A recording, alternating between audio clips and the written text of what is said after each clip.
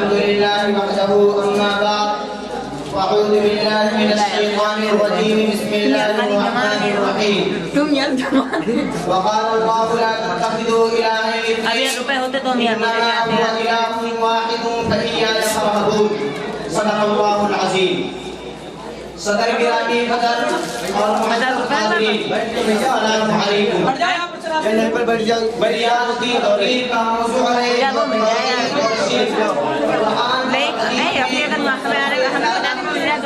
بیان کیا گیا ہے سب سے زیادہ اس عقیدے پر زور دیا گیا ہے وہ عقیدہ توحید ہے اس عقیدے میں اگر کوئی خرابی ہو نہ کوئی عمل کام آتا ہے نہ نماز ہو حج زکات کا کوئی ثواب ملتا ہے اور آخری زندگی تباہ ہو کر رہ جاتی ہے اللہ تعالیٰ نے توحید کا مضمون بار بار اتنی زیادہ مرتبہ بیان کیا ہے یہ اس بات کی واضح دلیل ہے کہ اللہ تعالیٰ کو اپنے بندوں سے بے پناہ محبت ہے اور وہ نہیں چاہتا کہ اس کا ایک بھی بندہ دوزخ میں جائے کیونکہ عقیدہ توحید کے بغیر کسی کی مغفرت ہو ہی نہیں سکتی توحید کی اسی اہمیت کی بنیاد پر ہر نبی کی پہلی دعوت اور پکار توحید سے متعلق ہوتی تھی توحید کی ضد شرک ہے دونوں میں بعد المشرقین ہے ایک آگ ہے تو دوسرا پانی ایک زمین ہے تو دوسرا آسمان ایک پھول ہے تو دوسرا کانٹا بلکہ صحیح بات تو یہ ہے کہ آگ اور پانی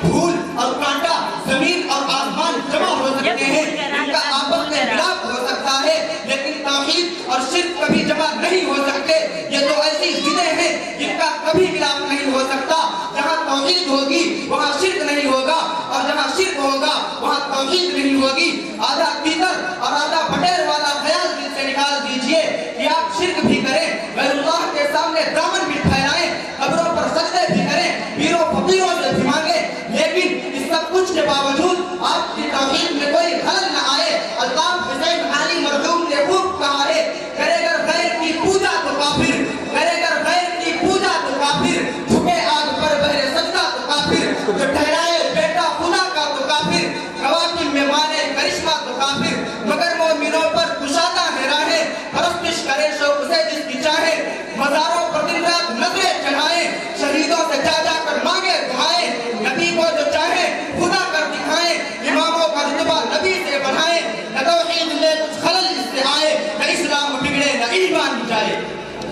دوستو جو آدمی توحید سے روگردانی کر کے شرک میں مبتلا ہوا وہ کتنا ہی صدقہ خیرات کرنے والا کیوں نہ ہو وہ کتنا ہی محب اور عاشق کیوں نہ ہو اس کے ماتھے پر صدقوں کے نشان کیوں نہ ہو اس کے ہاتھ میں 1000 دانوں والی تسبیح کیوں نہ ہو لیکن اگر وہ شرک کے مرض میں مبتلا ہے تو اس کی بخشش نہیں ہو سکتی وہ رحیم و کریم آقا اگر چاہے گا تو چوروں ڈاکوؤں شرابیوں زانیوں اور فاسقوں فاجروں کو معاف کر دے گا لیکن شرک معاف نہیں کرے گا دوستو بچنا چاہیے کیونکہ شرک انسان کے عقائد اعمال و اخلاق ہر چیز پر اثر ڈالتا ہے ایک مشرک اور موحد انسان کے تصورات جذبات خیالات اور کردار میں بہت زیادہ فرق ہوتا ہے موحد خالق کو بھولتا ہے مشرک مخلوق کو بھولتا ہے موحد کی نظر سبب الاسباب پر ہوتی ہے مشرک کی نگاہ اسباب پر ہوتی ہے موحد صرف ایک در پر سر جھکاتا ہے مشرک در در پر جبین نیاز کا تقدس اٹھاتا ہے موحد کا سینہ ایمان کے نور سے منور ہوتا ہے مشرک کا سینہ شرک کی ظلمت سے تاریک ہوتا ہے موحد خالق کائنات سے ڈرتا ہے مشرک کائنات سے ڈرتا ہے موحد معزز اور باقیدار ہوتا ہے مشرک ذلیل و خوار ہوتا ہے موحد نمک حلال ہوتا ہے مشرک نمک حرام ہوتا ہے موحد یکجائی ہوتا ہے مشرک ہرجائی ہوتا ہے موحد اللہ کا محبوب ہوتا ہے مشرک رب کا مغضوب ہوتا ہے موحد ابراہیم علیہ السلام ہوتے ہیں مشرک نمرود ہوتا ہے موحد موسیٰ علیہ السلام اور ہارون علیہ السلام ہوتے ہیں مشرک فرعون اور قارون ہوتا ہے موحد رسول اللہ صلی اللہ علیہ وسلم ہوتے ہیں مشرک ابو جہل ہوتا ہے موحد ابو بکر صدیق رضی اللہ تعالی عنہ ہوتے ہیں مشرک امیہ بن خلف ہوتا ہے موحد عمر رضی اللہ تعالی عنہ اور عثمان رضی اللہ تعالی عنہ ہوتے ہیں مشرک عتبہ اور شیبہ ہوتا ہے موحد علی مرتضی رضی اللہ تعالی عنہ ہوتے ہیں مشرک ولید بن مغیرہ ہوتا ہے موحد بلال حبشی رضی اللہ تعالی عنہ ہوتے ہیں مشرک ابو لہب ہوتا ہے پھر دوستو موحد کی شان یہ ہوتی ہے کہ اگر ساری دنیا شرک نجاست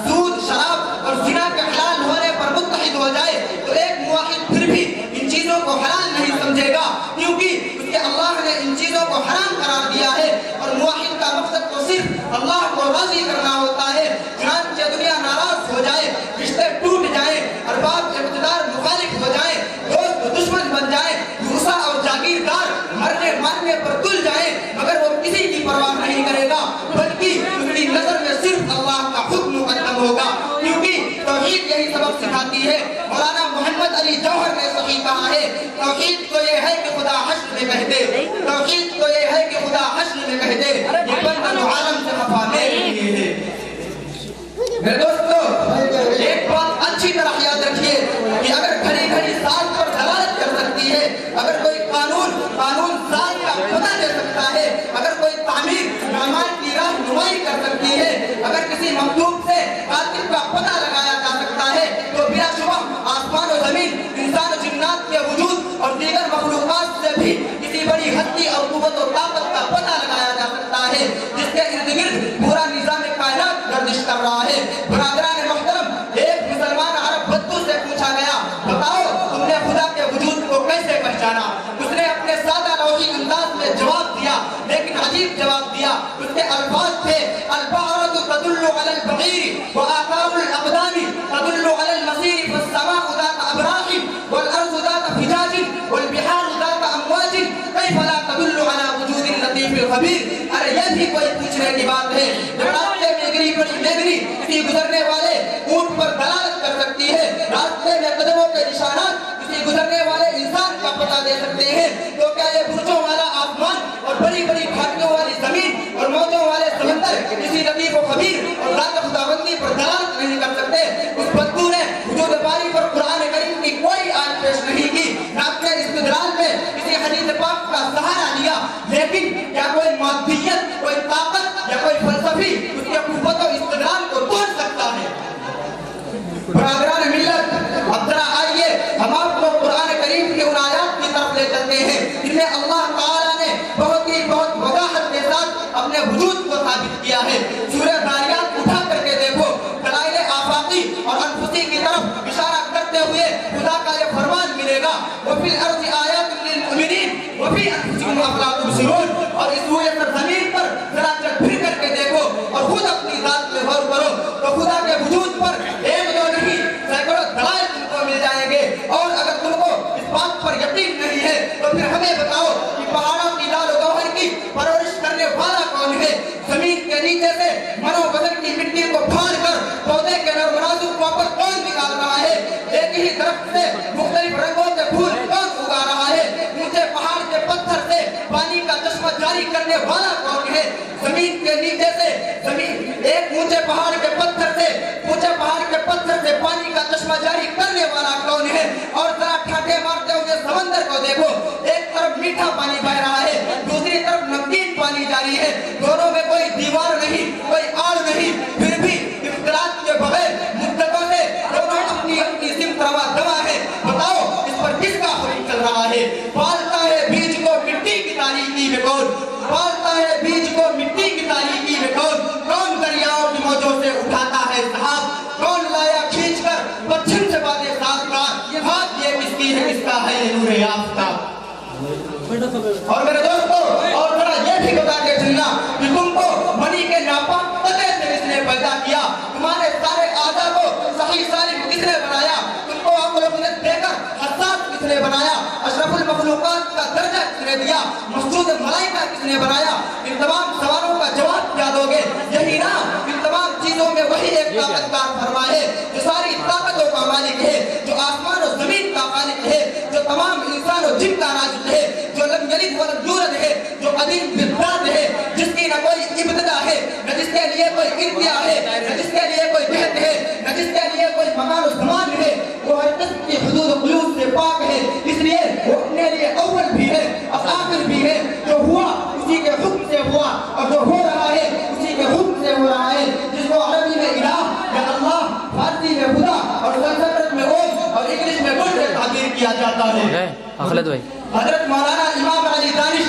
نور اللہ مرقدہ نے کیا ہی خوب کہا ہے کہ کمالات سب ہیں ہمارے خدا میں, کمالات سب ہیں ہمارے خدا میں, نہیں کوئی بھی اس کا ثانی عطا میں. اسی نے بنائے ہیں یہ سارے عالم, اسی نے بنائے ہیں یہ سارے عالم, اسی نے سجائے